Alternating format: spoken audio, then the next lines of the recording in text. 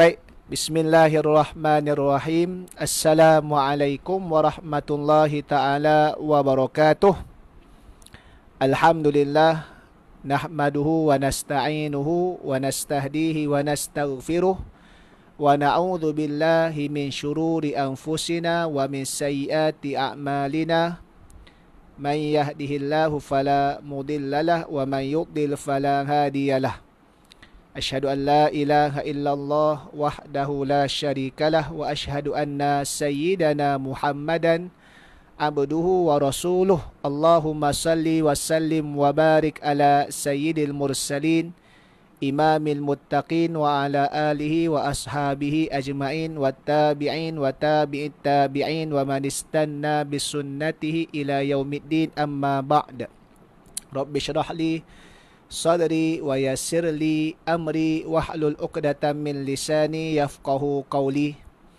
Pertamanya, marilah sama-sama kita memanjatkan rasa syukur kita ke hadrat ilahi. Dengan izin dan limpahan kurniaan darinya, Allah Subhanahu wa taala mempermudahkan urusan kita. Walaupun kita jauh dari sudut batang tubuh dan fizikal kita, namun Allah Subhanahu wa taala memberikan kemudahan pada zaman ini kita dekat menerusi medium maya. Jadi walaupun kita masih lagi berada dalam tempoh Perintah Kawalan Pergerakan PKP dan juga titah Duli Yang Maha Mulia Sultan Selangor untuk menangguhkan sebarang aktiviti keagamaan dan juga sebarang perkara-perkara yang adanya bersifat himpunan, termasuklah aktiviti di masjid-masjid, surau-surau dan musalla, sama ada solat fardu berjamaahnya dan juga ketiadaan solat fardu jumaatnya, serta nanti dalam bulan Ramadan ini solat sunat tarawihnya hanya di rumah dan kediaman masing-masing sahaja. Walau bagaimanapun, kita masih lagi syukur kepada Allah Subhanahu wa taala atas nikmat dan kurniaan iman dan Islam, kesihatan dan juga kesejahteraan.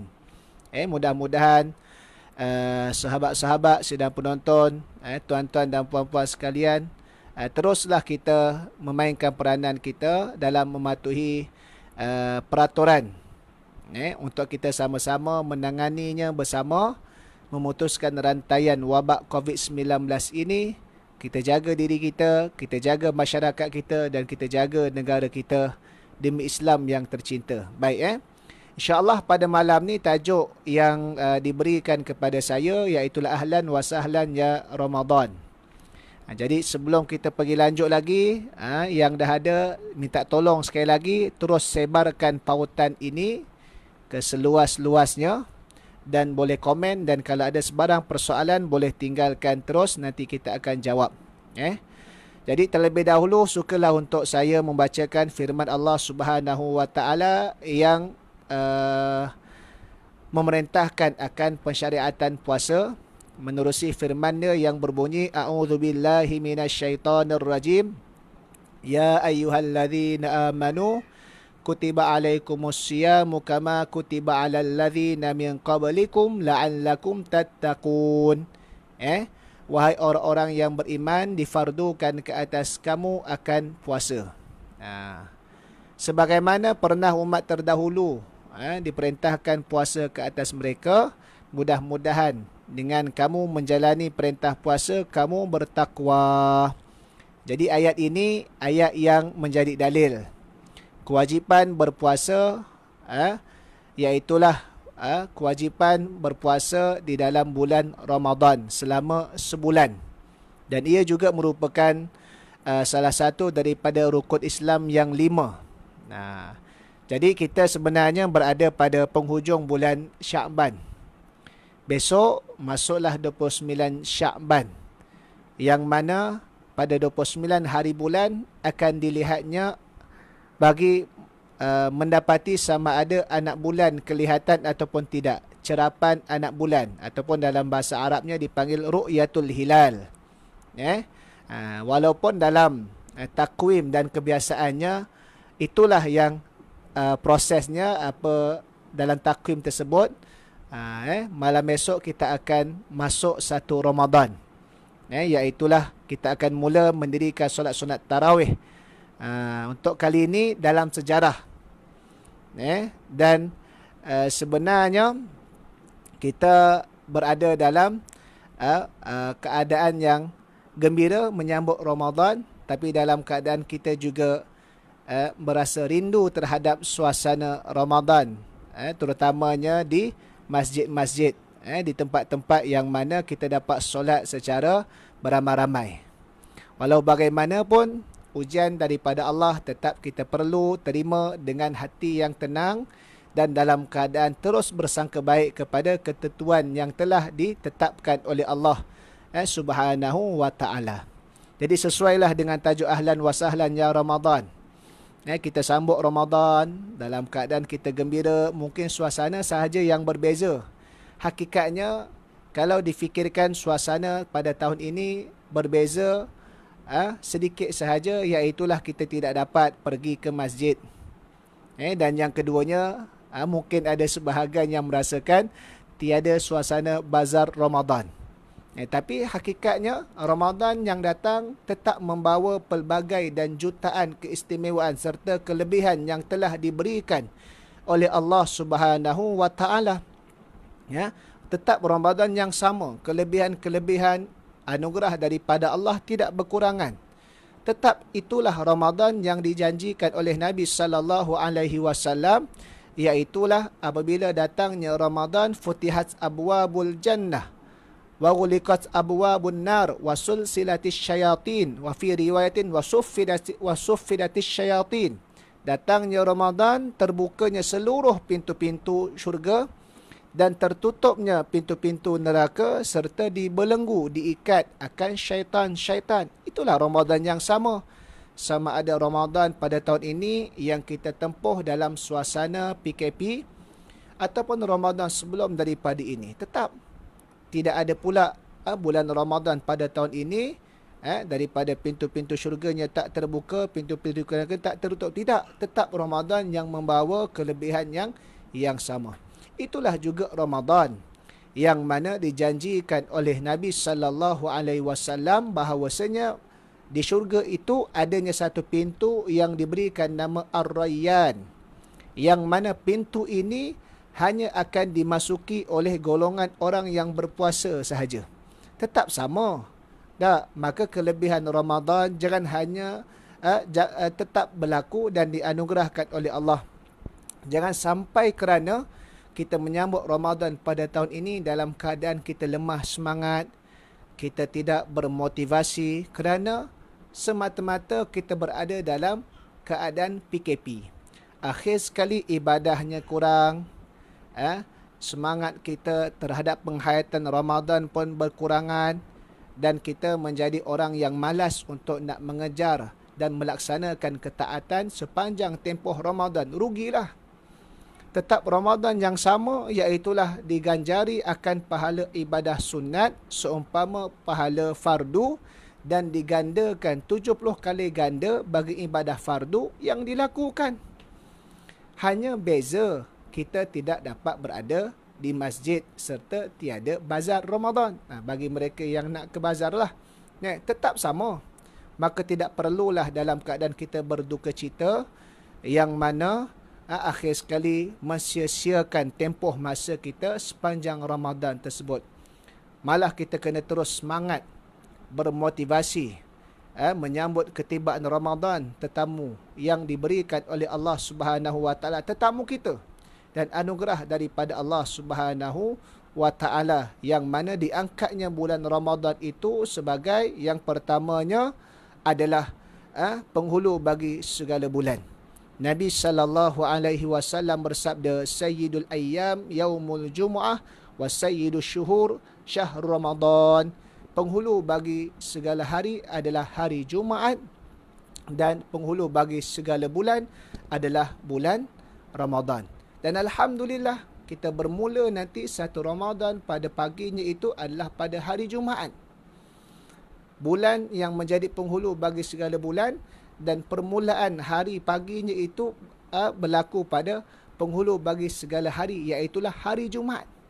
Maka ini secara tidak langsung kebesaran di antara kebesaran yang sangat menjanjikan ganjaran yang besar di sisi Allah Subhanahu wa taala tersebut. Dan kita perlu sambut Ramadan ini dalam keadaan yang terus bersemangat kerana dia adalah bulan yang dipilih oleh Allah Subhanahu wa taala sebagai bulan yang diturunkan padanya Al-Quranil Karim. Kan? Sama ada penurunan Al-Quran pada peringkat yang pertama. Kita tahu Al-Quran ini secara asasnya turun secara dua kali, dua proses.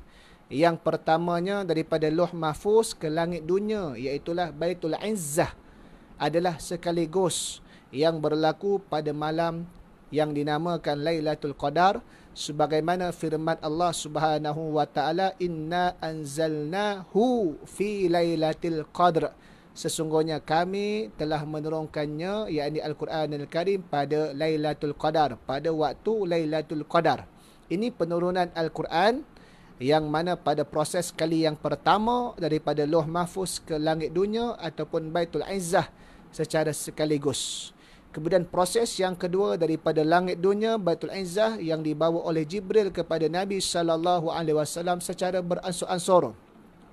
Selama 23 tahun, hujah yang kuat mengatakan adalah turun pada bulan Ramadan. Kerana apa? Kerana Allah Ta'ala sendiri berfirman, syahr Ramadan alladhi unzila fihi al-Quran hudan linnas wa bayyinatin minal huda wal furqan.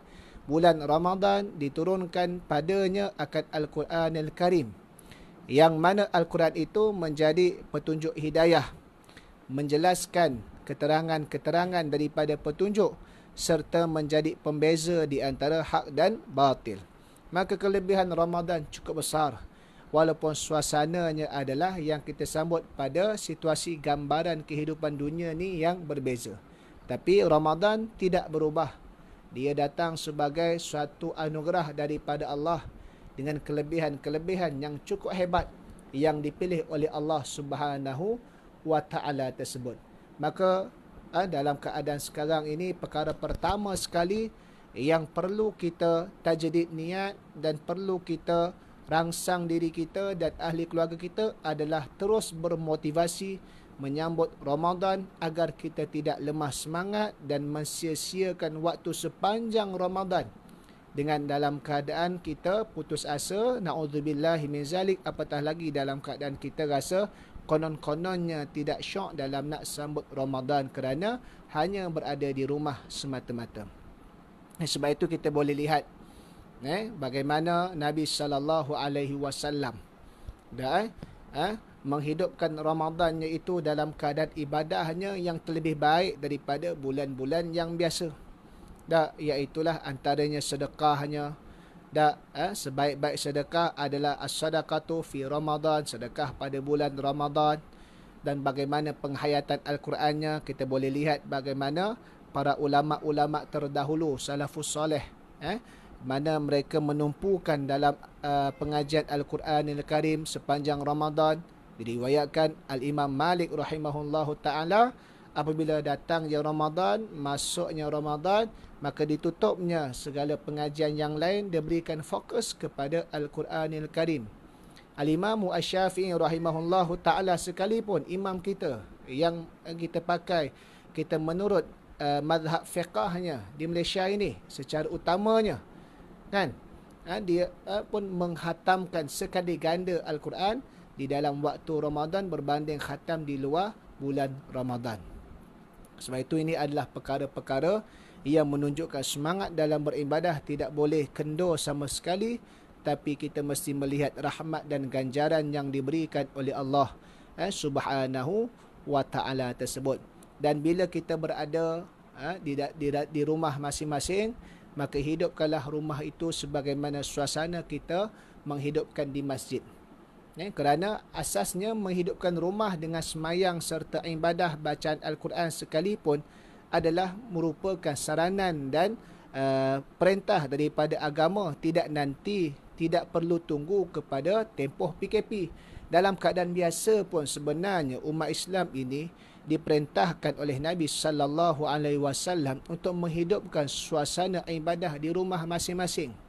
Ij'alu fi buyutikum min salatikum wa la tattakhidhuha qubura. Nabi sallallahu alaihi wasallam sebut ij'alu fi buyutikum min salatikum, jadikan di dalam rumah-rumah kamu itu ada sebahagian solat-solat yang didirikan. Maksudnya apa? Kalau orang lelaki dalam keadaan sebelum PKP, solat fardunya ialah di masjid-masjid. Tetapi kena ada juga solat-solat sunat yang ada di rumah. Paling-paling tidak solat waktu qiyamul lail. Mesti ada. Menghidupkan rumah dengan ibadah itu diperintahkan oleh Nabi SAW. Bahkan Nabi SAW yang rumahnya dekat dengan Masjid Nabawi, depan itu saja, Nabi solat sunat qabliyah subuh di rumah, kemudian barulah Nabi keluar solat subuh bersama sahabat di masjid. Tapi kalau kita sembahyang subuh, kita datang awal masjid lah, kerana kita perjalanan kita ke masjid memakan masa, kita tidak mau luput fadilat takbiratul ihram yang pertama. Nak menunjukkan kelakuan Nabi SAW itu juga menghidupkan menghidupkan rumahnya dengan ibadah, iaitulah dengan solat sunat. Serta banyak hadis Nabi SAW, di antara fadilat membaca surah Al-Baqarah, kan, 10 akhir ayat surah Al-Baqarah dan seumpamanya, iaitulah surah akan dipagari rumah-rumahnya itu. Bermaksud tuntutan dalam mendirikan semayang sunat, tuntutan dalam keadaan membaca Al-Quranil Karim, tuntutan di dalam kita tidur dengan bacaan doa, masuk tandas bacaan doa, keluar tandas bacaan doa, kita makan di rumah dengan bacaan doa, kita selesai makan dengan bacaan doa, kita pakai baju bacaan doa. Bermaksud rumah itu memang sudah disuruh di dalam Islam untuk menghidupkan dengan suasana ibadah. Maka tak pelik apabila kita diuji pada tahun ini, dalam tempoh PKP kita tak dapat nak solat tarawih di masjid, maka kita solat tarawih di rumah. Jangan kita sia-siakan pula mentang-mentang kena solat tarawih di rumah. Perkara pertama, kita tak ada semangat, akhir sekali kita semayang sorang-sorang. Kan, walhal ada ahli jemaah ataupun ahli keluarga di situ. Kalau yang dah berkahwin, adanya pasangannya, suami atau isterinya, adanya anak-anaknya. Kalau yang bujang yang duduk sekali dengan rakan orang yang penyewa sekali, maka boleh didirikan semayang bersama-sama. Jangan pula bila kita semayang tarawih kat rumah, kita pun pakai biasa-biasa saja, tak bersemangat dalam kita nak sambut Ramadan.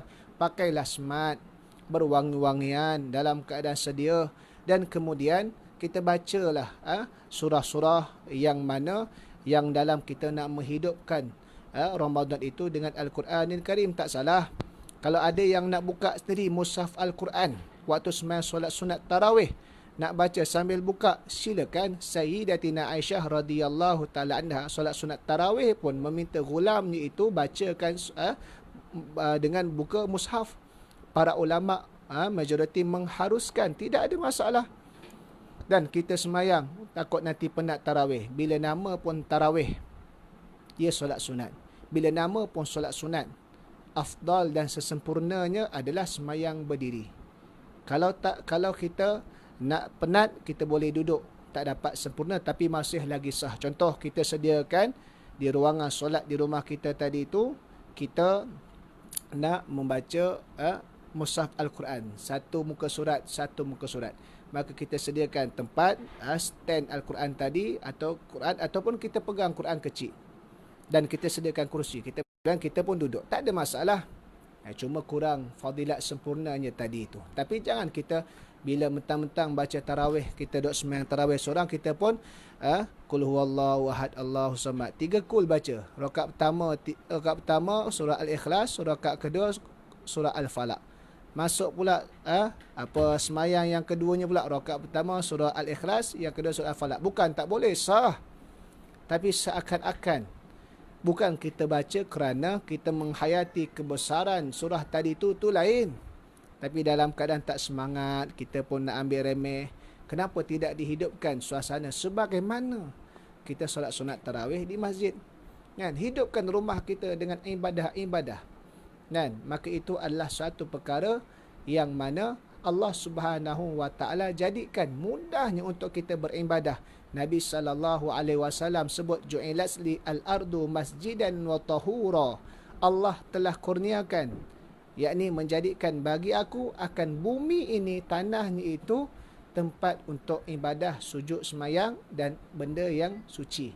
Jadi selagi mana tempat tadi itu tak ada najis, bukan di dalam tandas atau tempat yang kotor yang mana adanya perkara-perkara membatalkan semayang, tempat itu boleh didirikan semayang. Ini kurniaan daripada Allah.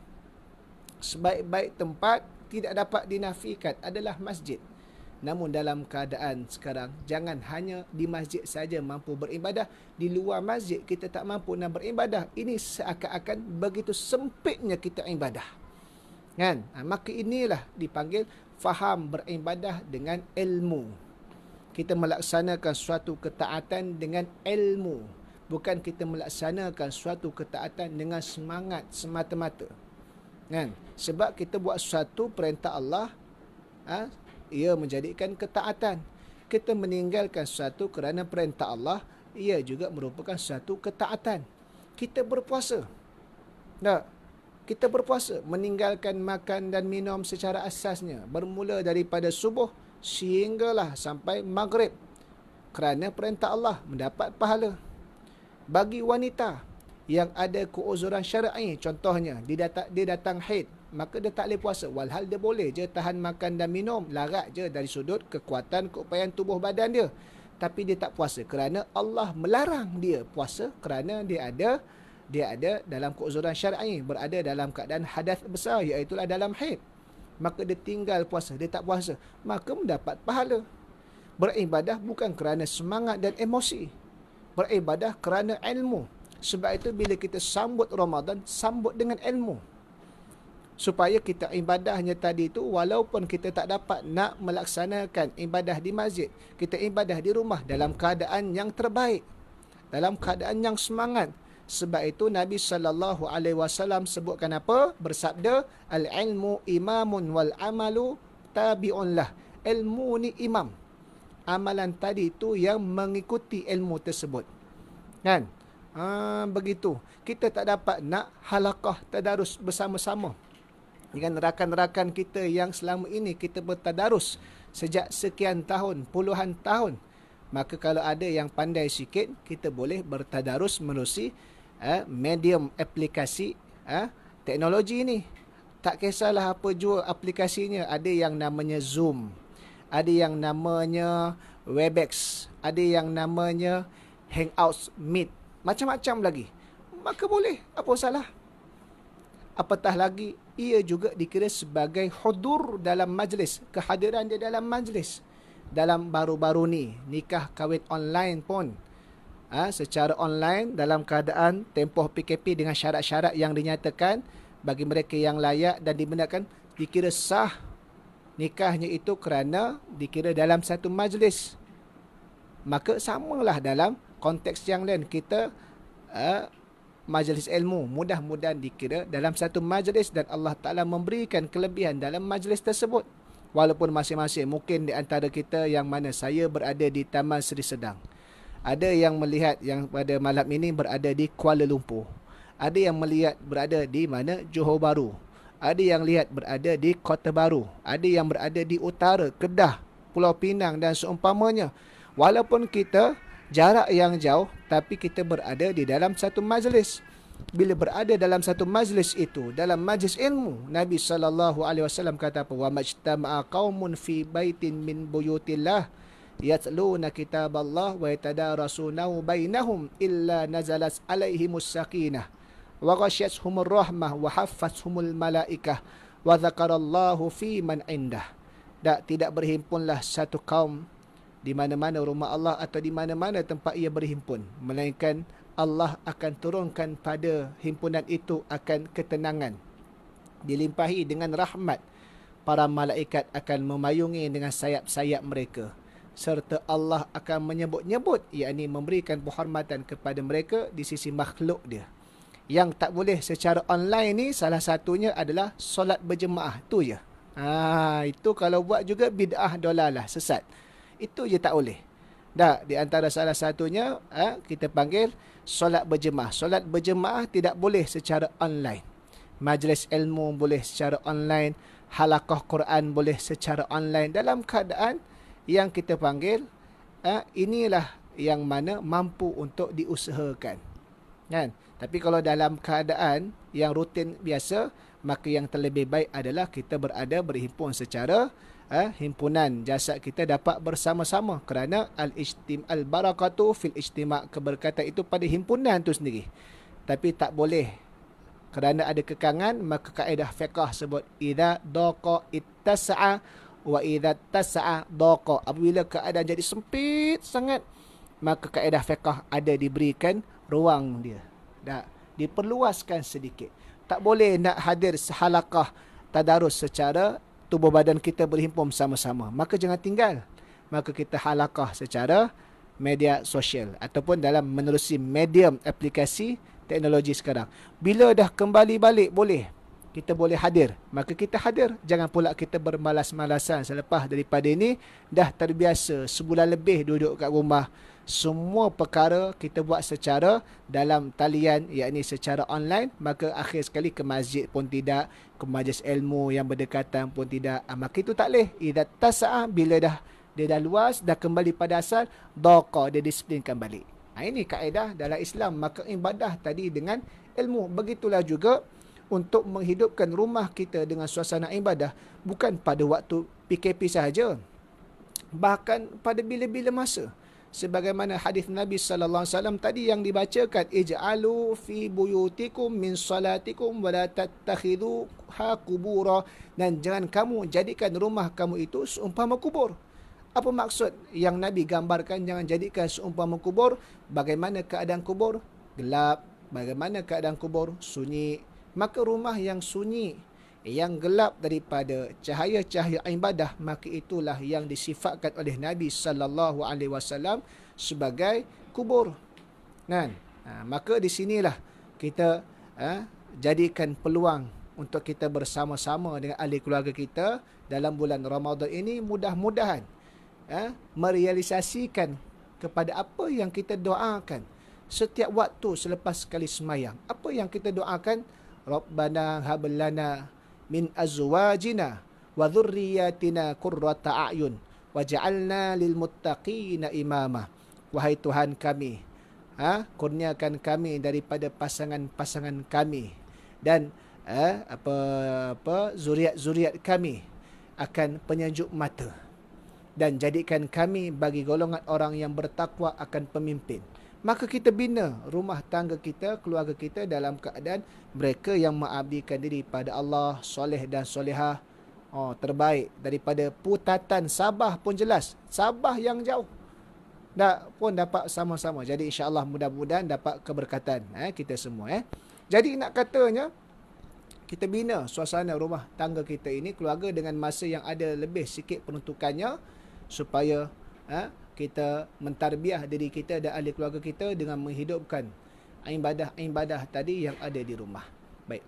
Seterusnya, saya nak kongsikan di sini, apabila kita telah bersemangat menyambut Ramadan, kita melaksanakan ibadah di dalam Ramadan dengan ilmu, maka kita kena elakkan beberapa perkara yang mana mengikut pemerhatian secara tahunan ataupun kebiasaannya tiap-tiap tahun, ada beberapa perkara yang kita kena lakukan anjakan paradigma perubahan ke arah yang lebih baik dalam penghayatan dan pengamalan ibadah kita sepanjang bulan Ramadan. Yang mana yang pertama, Al-Ustaz pun clear. Al-Ustaz. Okey, baik. Terima kasih. Jangan lupa like dan share Facebook Pusat Islam UPM. Tolong sebarkan lagi, kita masih ada masa. Sebarang soalan boleh tinggalkan. Yang pertama sekali, perkara yang perlu kita ubah supaya kita tak rugi. Jangan ada yang hanya bangkit sahur tetapi tidak ada kesempatan untuk qiyamul lail. Kita tahu bila Ramadan ramai yang bangkit awal. Kerana apa nak sahur? Tetapi jangan semata-mata bangkit sahur sahaja. kena cari ruang dan kesempatan bila kita dah boleh bangkit sebelum subuh itu dengan niat dan tujuan sahur, itu pun sunnah dan adanya keberkatan. Tasahharu fa inna fis sahuri barakah. Bersahurlah kamu, Nabi SAW kata. Maka sesungguhnya dalam waktu sahur itu ada barakah. Ya, ia sunnah, ia ada barakah, tapi jangan tinggalkan latihan supaya menjadi rutin untuk beribadah malam qiyamul lail. Ambil masa. Kalau kita dah laksanakan, biasanya bulan Ramadan kita solat witir sejurus selepas solat tarawih, kan? Maka bila kita bangkit nak sahur akhir malam pula, maka tak perlu lagi dah witir. Witir cukup sekali sahaja, kerana Nabi SAW sebut la witrani fil lail. Tidak ada dua witir dalam satu malam. Cukup sekali. Kalau kita dah buat witir sejurus selepas daripada solat sunat tarawih, maka bila kita bangkit untuk qiyamul lail, tahajud itu, tak perlu dah witir. Tak perlu dah witir. Cukup dah ada, maka kita semayang tahajud yang lain-lain. Kita semayang taubat, semayang solat sunat hajat, semayang tahajud dan yang lain-lain lagi ibadah-ibadah yang kita boleh lakukan. Jangan hanya bangkit sahur tetapi kita tidak ada kesempatan peruntukan masa untuk ibadah qiyamul lail. Mungkin ada kalangan para wanita ataupun mereka siapa sahaja, lelaki pun boleh, yang menyediakan juadah bersahur. Maka kita susun masa kita dalam keadaan kita nak sediakan sahur, supaya adanya masa juga. Mungkin makanan yang dimasak tengah malam kemudian nanti disimpan, nanti hanya diperhangatkan semula. Mungkin dia nak masak tapi dah ada makanan yang serba kita panggil yang serba pantas untuk kita sediakan. Mungkin ada yang makanan bersifat frozen, yang dalam tin. Ikutlah apa yang termampu kita sediakan. Tetapi jangan hanya bangkit sahur, tidak ada kesempatan untuk nak ada ruang masa qiyamul lail. Kerana apa? Kerana hadis yang jelas dalam sebuah hadis kursi yang menyatakan 1/3 akhir malam Allah turun ke langit. Maksud kata apa? Ulama-ulama bahaskan, Allah turun ke langit bukan bermaksud Allah bertempat. Tak boleh. Itu bukan akidah Ahlus Sunnah wal Jamaah. Tak boleh nak menyamakan Allah dengan mana-mana makhluk. Apa maksud dia? Difahami adalah dari sudut rahmat Allah sangat hampir dengan hamba-hambanya pada 1/3 malam. Amat rugi kalau kita dah bangkit tapi tiba-tiba terlajak atau terlepas atau tidak diendahkan waktu untuk berqiyamul lail. Itu yang pertama. Yang kedua, apa perlu yang kita elakkan? Kita dah bangkit sahur tetapi kita tidak solat sunat qabliyah subuh dan juga solat subuh berjemaah pada waktu dia. Ini juga adalah kerugian dalam bulan Ramadan yang kita kena elak. Kadang-kadang bangkit sahur. Kalau sebelum daripada ni kita boleh ke masjid, bangkit sahur, lepas sahur tak pergi masjid. Semayang sendirian pula kat rumah. Ini satu kerugian. Maka perlu yang bila kita dah bangkit sahur, kita jaga sampailah masuk waktu subuh dalam keadaan dah bersiap. Kemudian kita sunat 2 rakaat qabliyah. Semayang sunat 2 rakaat 2 qabliyah. Dan kita semayang secara berjemaah. Kalau tak dapat di masjid, di rumah lah. Ada Ustaz Azrul kita pun ada. Daripada Kahirah Mesir, jelas. Tu dia. Baik. Jadi kerugian. Maka kita elakkan. Pastikan pada tahun ini kita buat satu perubahan ke arah kebaikan. Kita bangkit sahur, sempat kita nak ada peruntukan masa qiyamul lail. Yang pertama. Yang keduanya, kita bangkit sahur, kita tunggu masuknya waktu subuh, kita sempat mendirikan solat qabliyah 2 rakaat sebelum subuh dan kita sembahyang subuh secara berjemaah. Kerana jelas Nabi SAW bersabda, rakaatal fajri khairum minad dunya wa ma fiha. 2 rakaat fajar, yakni ulama kata solat sunat qabliyah subuh yang didirikan itu adalah terlebih baik daripada dunia dan seluruh isi dia. Kalau orang tahu menilai, orang yang akalnya waras lagi cerdik, bila Nabi dah kata 2 rakaat sebelum subuh itu terlebih baik daripada dunia dan isi dia, maka ada lagi orang cerdik nak tinggalkan kebaikan itu? Tidak ada. Itu yang kedua. Yang ketiganya, apa yang perlu kita elak, jangan kita banyakkan tidur sepanjang pagi pada waktu Ramadan sekalipun kita tidak meninggalkan kewajipan. Lepas subuh tidur, dekat zuhur bangun, lepas sembahyang zuhur laksanakan solat, kemudian tidur balik, bangkit balik asar, lepas asar baru tak tidur sebab nak bersiap-siap sediakan hidangan jangan. Kerana apa? Kerana banyaknya tidur dalam keadaan tidak meninggalkan kewajipan, yakni kewajipan perkara-perkara yang wajib masih lagi jaga, maka hukumnya makruh, ulama kata. Kerana apa? Kerana dia telah meluputkan di antara salah satu hikmah daripada puasa. Apa hikmah di antara hikmah berpuasa tadi? Disebutkan oleh Syekh Ali Ahmad Al-Jarjawi. Di dalam kitab dia Hikmatut Tashri' wa Falsafatuhu, iaitulah antara salah satu hikmah kita berpuasa yang difardukan puasa pada tempoh waktu pagi, supaya kita ni yang pertama sekali kita menginsafi akan keadaan orang-orang yang susah, yang mereka hidup yang kekurangan makanan, supaya kita insaf. Kita rasa susah, supaya kita insaf. Kan? Manusia ni ada kalanya dia perlu dididik dengan rasa susah, baru dia kembali sedar dan diinsaf. Yang keduanya, bila kita dah rasa susah, hikmahnya apa? Supaya kita mensyukuri nikmat Tuhan, iaitulah makan dan minum tu asasnya. Makan dan minum tu satu nikmat yang sangat besar. Jangan terkejut, pada tahun lepas punya tazkirah, di mana-mana tempat bila nak sambut ambang Ramadan, surau-surau, masjid-masjid atau musola-musola di ofis pejabat, bila panggil saya untuk cerita ambang Ramadan, pasti saya akan selitkan satu bahagiannya tentang mensyukuri nikmat rezeki makan dan minum. Kerana apa? Pada tahun lepas, mengikut kajian Solid Waste Corporation yang dikaji pada Ramadan 2017 punya, 2018 punya, 2019, maka dikaji 2018 punya, yang mana sepanjang Ramadan di Malaysia ini berlaku sebanyak 270,000 tan. Saya ulang balik, 270,000 tan makanan yang dibazirkan. Apa maksud yang makanan yang dibazirkan itu? Bukan yang menjadi sisa sampah yang tak boleh dimakan, tapi adalah makanan yang masih lagi belum terusik dan masih lagi boleh dimakan, tapi dibuang begitu saja. 270,000 tan. Bukan 200 gram. 270,000 tan sepanjang Ramadan.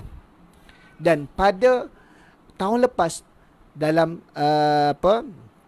dalam harian Metro yang bertarikh 9 Mei 2019, Timbalan Pengarah Jaringan Antarabangsa MARDI menyatakan bahawasanya satu hari berlaku pembaziran pada bazar Ramadan yang besar. Bazar Ramadan skala besar tu yang mana? Yang mana kuantiti gerai bazarnya itu ada 100 atau 200 hingga 300 gerai. Pembaziran berlaku sebanyak 200 kilogram sehari. Sehari bukan sebulan. 200 kilogram makanan sehari. Bayangkan. Sedangkan kita di dalam bulan Ramadan, Allah Ta'ala perintahkan puasa, la'allakum tattaqun, untuk kita bertakwa. Tapi berlakunya sikap umat Islam, pembaziran yang begitu dahsyat. Sedangkan orang yang membazir itu, Allah Subhanahu wa Ta'ala sifatkan, innal mubadzirina kanu ikhwana syayatin wa kana syaitanu lirabbih kafura. Sesungguhnya orang yang melakukan pembaziran adalah saudara syaitan, dan adalah syaitan itu kufur kepada Tuhan dia.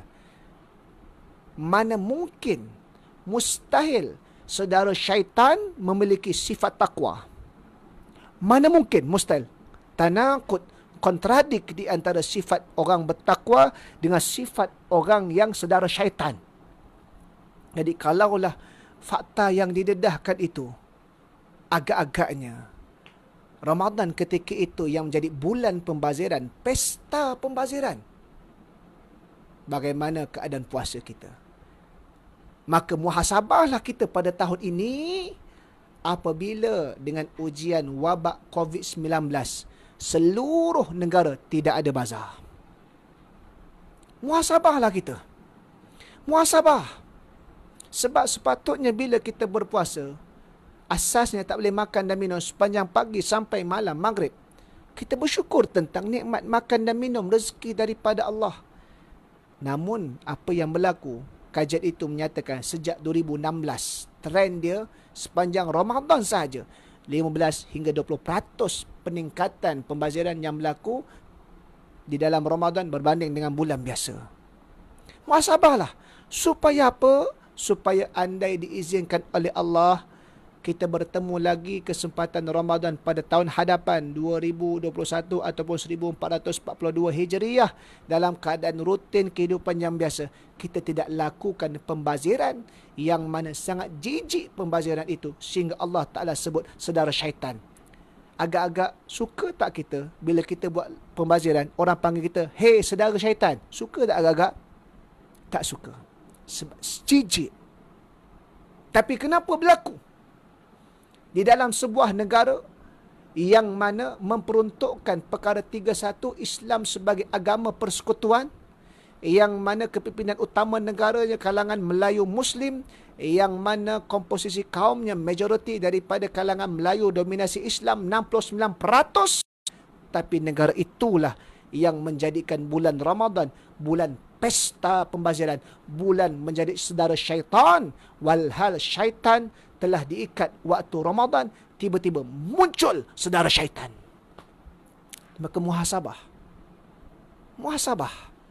Saya benda dah sebut daripada tahun lepas, jangan sampai Allah Ta'ala uji kita waktu tu tak ada makanan. Allah Ta'ala tak uji kita, tak ada makanan lagi ni, masih lagi makanan cukup, cuma tak ada bazar. Tiada bazar saja. Makanan masih ada insya-Allah secara online. Bekalan-bekalan asas yang lain untuk masak, untuk kita menghidang masih ada. Jangan sampai kalau sikap pembaziran ini tidak berubah, Allah uji kita dengan kecukupan makanan tidak cukup. Sebab itu tahun ini kita banyakkan muhasabah. Dan supaya apa? Supaya kita berada dalam ujian Allah, yang mana ujian itu menjadi sebagai satu medium untuk kita kembali kepada Allah, kita taubat kepada Allah, kita dekatkan diri pada Allah. Jangan jadikan ujian itu kita terus sambil lewa dan akhir sekali kita terus jauh daripada Allah. Sebab itu perkara ketiga yang perlu kita elak bila kita nak sambut Ramadan ni, jangan banyakkan tidur sepanjang waktu pagi puasa Ramadan. Yang keempatnya, jangan banyakkan benda yang sia-sia, sama ada daripada perkataan dan juga perbuatan. Kerana kita puasa ni bukan sekadar lapar dan dahaga. Kita puasa ni adalah untuk menjadi perisai, pelindung diri kita daripada melakukan maksiat kepada Allah. As-siyamu junnah, puasa itu perisai. Perisai yang bagaimana? Menegah seluruh anggota dan panca indera dia daripada melakukan perkara-perkara yang maksiat, perkara-perkara yang keji. Jika tidak, puasanya hanya sah pada fiqah, yakni sah pada fiqah, tak perlu ganti, namun tidak diterima oleh Allah. Hanya yang diperoleh adalah lapar dan dahaga. Nabi sallallahu alaihi wasallam, Nabi sallallahu alaihi wasallam iaitu menyatakan, man lam yada' qaula zuri wal amala bihi falaysa lillah hajatun ay yada'a ta'amihi wa ay yada'a ta'amahu wa. Siapa yang tidak meninggalkan perkataan yang keji serta perbuatan yang keji, maka Allah Subhanahu wa Ta'ala tidak berhajat kepada ia untuk ia meninggalkan makan dan minum, yakni dia berpuasa. Kerana apa? Kerana puasa tadi tak jadi perisai kepada dia. Baik, itu yang keempat. Yang kelimanya adalah jangan kita sia-siakan waktu ketika mana hendak berbuka puasa. Kerana waktu ketika mana hendak berbuka puasa itu adalah termasuk dalam waktu yang mustajab doa. Alif Mursyid ada soalan. Nanti insya-Allah kita akan selitkan selepas daripada ni. Baik jadi selalu kita ambil lewa dan kita tidak berikan perhatian. Sedangkan bayangkan tiap-tiap hari kita dalam bulan Ramadan, kalau 30 hari, 30 harilah. Kalau 29 hari, 29 harilah. 29 hari asasnya ketika mana buka puasa, waktu mustajab doa. kita faham tak mustajab doa ni apa ni? Mustajab doa ni, kita mohonlah apa saja kepada Allah, Allah Ta'ala makbulkan. Selagi mana tidak ada perkara-perkara yang menegah daripada doa dimakbulkan. Ya, contohnya makan minum yang haram dan sebagainya lah. Tapi secara asasnya dimakbulkan. Kan? Jadi 29 hari. Tiap-tiap hari. Kalau dalam waktu biasa di luar Ramadan, nak boleh waktu mustajab doa, di antaranya adalah kita panggil di antara azan dan iqamah. Ni ada tiap-tiap hari. Kita boleh teruskan. Dalam Ramadan pun kita teruskan. Tapi tambah bulan Ramadan, waktu buka puasa. Berapa dah? Dua waktu yang ada tiap-tiap hari. Yang dimakbulkan doa oleh Allah. Kemudian adanya waktu Jumaat, hari Jumaat di antara dua khutbah, itu waktu doa yang dimustajabkan doa. Secara mingguan, Ramadan tahun ini mengikut kiraan kalender ada 5 Jumaat. Kita dah berapa dah waktu untuk makbul doa tadi tu. Kalau 30 hari, kalau Ramadan 30 hari, kita letak 30 hari, senang nak kira. Kalau 29 payah sikit nak kira. 30 hari kali 2 waktu. Kan? Buka puasa dengan di antara azan dan iqamah. Azan dan iqamah tu 1 hari 5 waktu. 1 hari 5 waktu. 5 tambah 6, tambah waktu berbuka 6. 6 kali 30, 180 waktu mustajab doa. Tambah 5 kali Jumaat di antara 2 khutbah. Berapa tu? 185 waktu mustajab doa. Adakah kita anggap perkara ni remeh? Maka kita ubah minda kita supaya kita manfaatkan waktu yang mustajab doa tadi tu. Baik. Jadi itu sebelum berbuka puasa tadi tu adanya waktu. Jadi kita susunlah masa 10 minit paling tidak sebelumnya. Dah siap semua urusan, tak ada perkara yang menyebukkan kita dan ahli keluarga kita. Kita duduk bersama-sama, sama ada nak doa sendiri-sendiri ataupun seorang mendoakan secara umum dan ahli keluarga yang lain mengaminkan. Tidak ada masalah di antara satu sama lain. Baik. Baik, itu antara beberapa perkara yang kita sebutkan kena ubah supaya perkara ini kadang-kadang dianggap sambil lewa. Saya ulang balik secara ringkas, iaitulah pastikan kita ada peruntukan masa qiyamul lail. Jangan hanya bangun sahur sahaja. Yang kedua, jangan kita tinggalkan solat sunat qabliyah subuh dan solat subuh secara berjemaah. Walaupun tak dapat secara di masjid, kita buat di rumah. Yang ketiganya, jangan tidur sepanjang masa waktu pagi Ramadan. Yang keempat, jangan kita banyak perkara yang lara, lalai, maksiat. Kawal sikit kelakuan kita sepanjang Ramadan. Kita penuhi dengan ibadah, jangan dengan perkara maksiat. Yang kelimanya, jangan kita abaikan waktu yang mustajab doa. Di antaranya salah satunya pada waktu ketika mana hendak berbuka. Baik, kita nak pergi kepada perkongsian soalan antara ibadat yang dilakukan oleh baginda sallallahu alaihi wasallam pada bulan Ramadan. Beriktikaf di masjid, lebih-lebih lagi pada 10 malam terakhir. Pada tahun ini kita tak dapat untuk beriktikaf di masjid. Jadi apakah amalan lain yang doktor cadangkan untuk disanakan bagi menggantikan iktikaf di masjid? Baik. Iktikaf di masjid hanya boleh di masjid. Tak boleh kita duduk di rumah, kita pun nawaitul iktikaf fi hadzal baiti. Saja aku iktikaf di rumah aku ini sunnatul, tak boleh. Tapi dalam masa yang sama ada dalil yang sebagaimana yang telah dibahaskan oleh ulama, iaitulah kita akan mendapat pahala yang sama ketika mana pada waktu kita sihat kita melaksanakan amalan tersebut. Contoh, pada waktu sebelum PKP, kita ni seorang yang Allah Ta'ala bagi kekuatan, kita memang melazimi masjid dan kita memang iktikaf di masjid. Dan juga Ramadan sebelum ini, itulah yang kita buat. Dan pada tahun ini kita diuji oleh Allah Ta'ala dengan kita mengambil kira pandangan ulama, kaedahnya kita menolak mudarat lebih besar, maka tiada aktiviti berjemaah di masjid, maka kita tak dapat. Tapi hati kita termasuk dalam salah satu daripada golongan rajulun qalbuhu mu'allaqun bil masjid. Rajulun, lelaki, khususnya umumnya semualah, qalbu, hatinya bukan jasad dia, mu'allaqun bil masjid, yang terikat di masjid. Maka ulama kata, siapa yang buat satu amalan ketika mana dia sihat, ketika mana dalam keadaan dia tidak ada keuzuran syar'i, tiba-tiba dia sakit, ada keuzuran syar'i, dia tak dapat buat amalan sebagaimana amalan waktu dia sihat, dia buat amalan hanya sebagaimana waktu dia sakit, yakni ada kurang sikit, maka dia tetap mendapat pahala yang sama. Maka dengan hadis tersebut, jangan kita bersedih Urusan beri pahala itu adalah hak Allah. Yang penting kita terus. Rupanya, walaupun kita tak dapat pahala di masjid, kita duduk sepanjang PKP ini bermula 18 Mac sampai 28 di Selangor pula. Titah tuanku kata aktiviti sampai 31 Mei kita tak dapat ke masjid. Kita duduk kerana kita mentaati ulul amri. Nabi SAW kata apa? Man ata'ani faqad ata' Allah wa man asani faqad asallah wa man ata'al amir faqad ata'ani wa man asani faqad asal amira faqad asani. Siapa yang mentaati aku, dia telah mentaati Allah. Siapa mendurhakai aku, dia mendurhakai Allah. Siapa yang mentaati pemimpin dia, yakni pada perkara tak bercanggah dengan syarak, maka mentaati aku. Siapa yang mendurhakai pemimpin dia, maka mendurhakai aku. Maka kita duduk di rumah ini. Ulil amri bagi urusan agama adalah sultan-sultan bagi setiap negeri kerana dia ketua agama. Kerana kaedah fiqahnya ada ulama yang kata gini membenarkannya, maka selama duduk kita dapat pahala tambahan, pahala mentaati pemerintah. Saya sebenarnya banyak tulis artikel. Nak jawab secara panjang pun ada. Yang terbaru saya ada tulis Ramadan sepanjang PKP.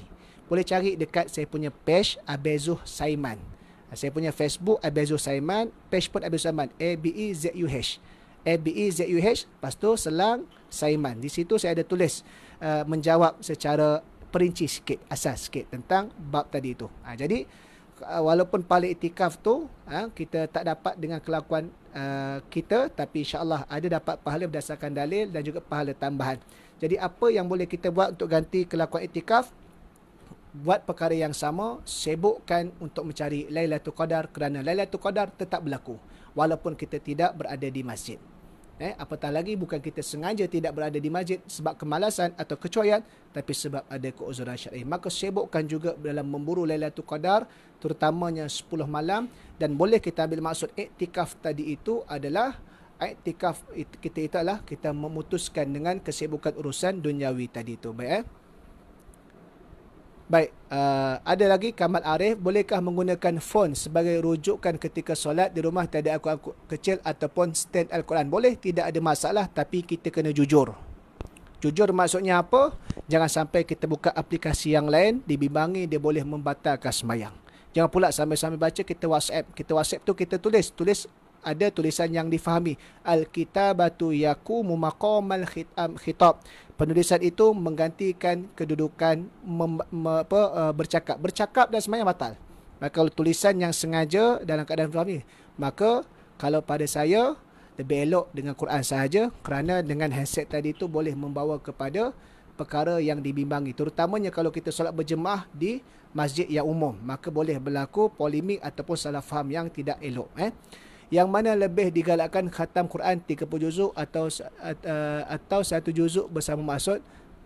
Andai kata kita faham maksud mengikut isi tanpa panduan daripada mana-mana ustaz. Baik, dia ada dua perkara ni.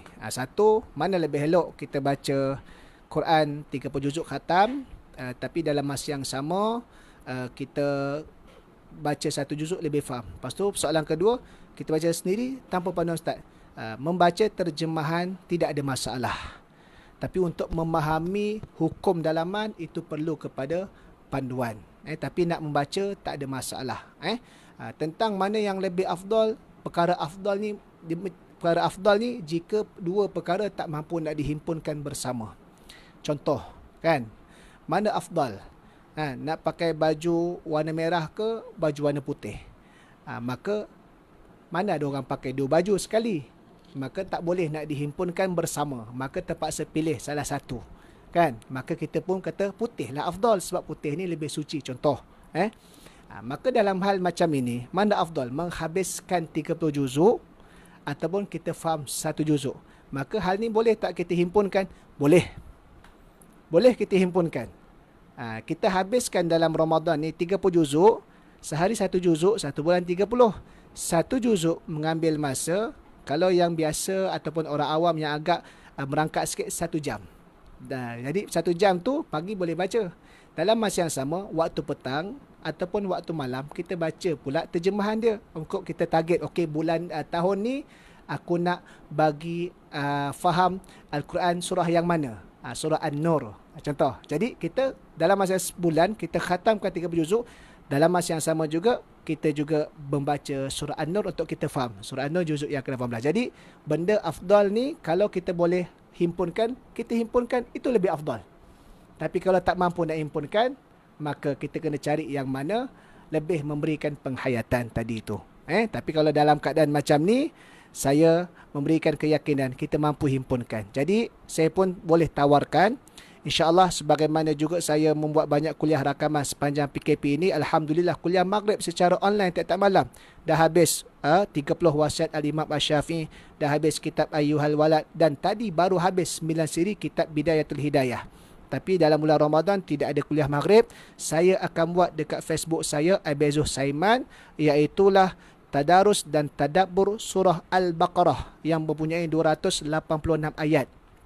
2 juzuk setengah hampir 280 yang mana kita akan buat satu hari 10 ayat kita akan baca dan kita akan tengok terjemahan, kita akan ambil pengajaran tiap-tiap hari. Kalau ada 29 hari kali 10 290, sedangkan Al-Baqarah 286 ayat. InsyaAllah kita target tadarus buat 30 juzuk masing-masing pada ahli keluarga rumah ataupun siapa tu. Saya tak pimpin, tapi saya akan pimpin untuk tadarus tadabbur surah Al-Baqarah saja.